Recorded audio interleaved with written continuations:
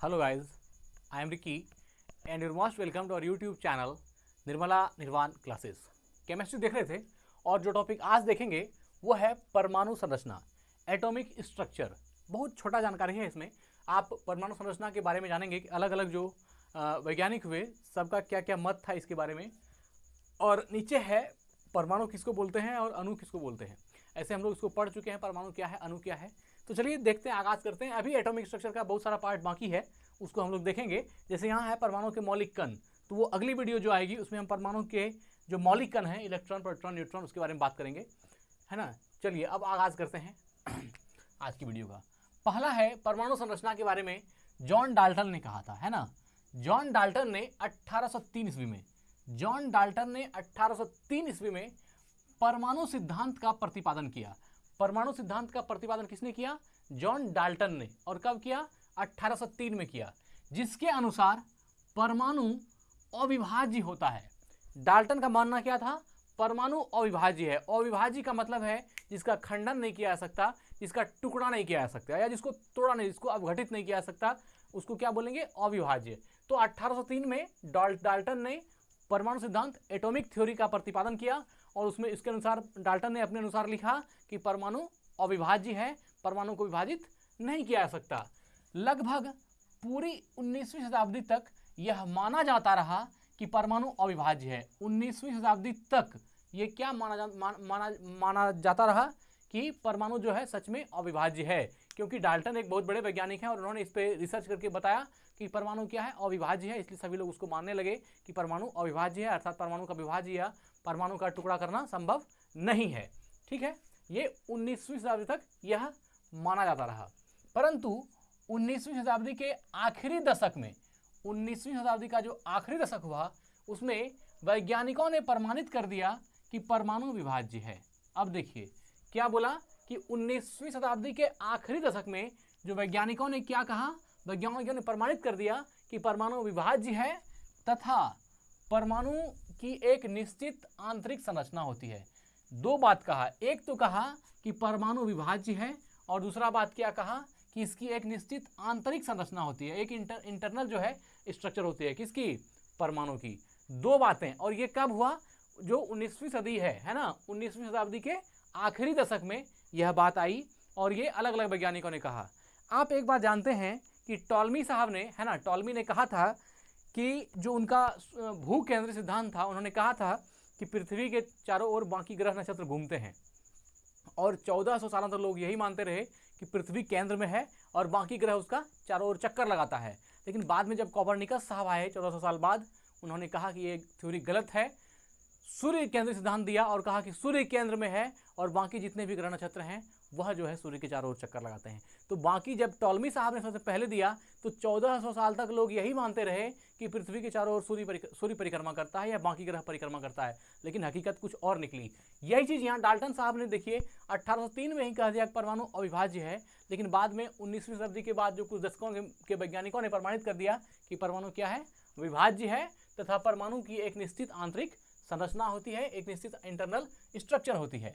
आधुनिक अनुसंधानों ने प्रमाणित कर दिया है कि परमाणु कई प्रकार के अति सूक्ष्म कणों से बना है ना। आधुनिक अनुसंधान से यह प्रमाणित कर दिया है कि परमाणु जो है यह कई प्रकार के अति सूक्ष्म, है ना, बहुत सारे अति सूक्ष्म कणों, अर्थात बहुत छोटे छोटे कणों से मिलकर बना होता है, जिसमें इलेक्ट्रॉन, प्रोटॉन और न्यूट्रॉन प्रमुख है। इसमें इलेक्ट्रॉन, प्रोटॉन और न्यूट्रॉन प्रमुख है। ये जो आधुनिक साधन हो गया, है ना, आधुनिक अनुसंधान से यह प्रमाणित हो गया कि परमाणु जो है कई प्रकार के अति सूक्ष्म कणों से मिलकर बने हैं, और उन कणों का क्या नाम है? जिसमें कुछ कण है इलेक्ट्रॉन, प्रोटॉन और न्यूट्रॉन, ये प्रमुख कण है। इसके अलावा भी बहुत सारा कण है जिससे मिल करके एक एटम की रचना हुई, एक परमाणु का रचना हुआ, लेकिन उसमें प्रमुख कण जो है वह इलेक्ट्रॉन, प्रोटॉन और न्यूट्रॉन है। तो यह जो है आधुनिक अनुसंधान के अनुसार ये बातें कही गई, प्रमाणित की गई। सभी तत्वों के परमाणु को निर्मित करने वाले इन कणों को मौलिक कण अर्थात फंडामेंटल पार्टिकल्स कहते हैं। क्या बोला? कि सभी तत्व के परमाणु को निर्मित करने वाले, जितने भी तत्व के परमाणु हैं, उस सभी परमाणु को निर्मित करने वाले जो कण हैं, उस कणों को क्या कहा गया? मौलिक कण, फंडामेंटल पार्टिकल्स कहा गया। अर्थात जिस कणों से मिलकर के परमाणु बनेगा उस कणों को क्या कहा गया? फंडामेंटल पार्टिकल्स, है ना। अर्थात मौलिक कण। मौलिक कण किसको बोलेंगे?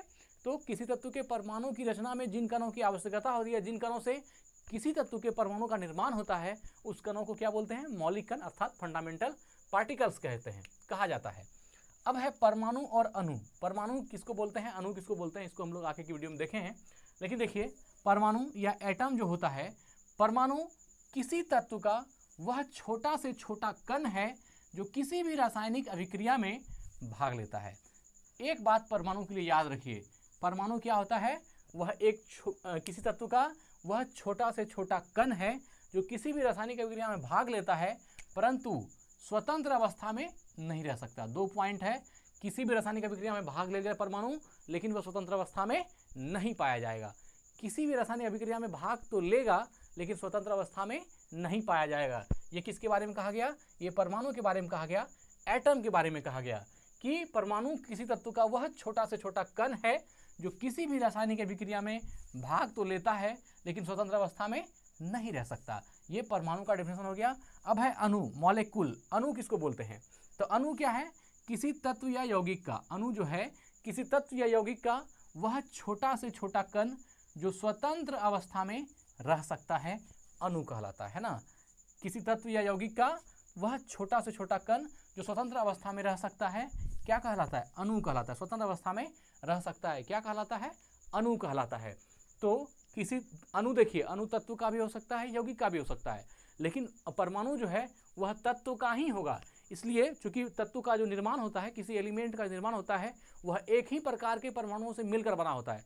इसलिए परमाणु जब भी होगा तो तत्व में होगा, और अणु जो है ये तत्व में भी हो सकता है, यौगिक में भी। तो किसी तत्व या यौगिक का वह छोटा से छोटा कण जो स्वतंत्र अवस्था में रह सकता है, अणु कहलाता है। जो स्वतंत्र अवस्था में रह सकता है, अणु कहलाता है। तो बहुत छोटी सी वीडियो थी। आज हमने परमाणु संरचना का जो बैकग्राउंड था, डाल्टन साहब की थ्योरी थी, और जो बाद के आधुनिक वैज्ञानिकों ने जो उसके संदर्भ में कुछ बातें कही, उनका दोनों का सिद्धांत थोड़ा अलग था। डाल्टन साहब के अनुसार परमाणु अविभाज्य था, लेकिन जो आधुनिक वैज्ञानिक थे, इन्होंने सिद्ध किया कि परमाणु विभाज्य हैं, और उसके जो विभाज्य कणों में जो मूल कण है वो इलेक्ट्रॉन, प्रोटॉन और न्यूट्रॉन है। तो आज यही वीडियो को एंड करते हैं।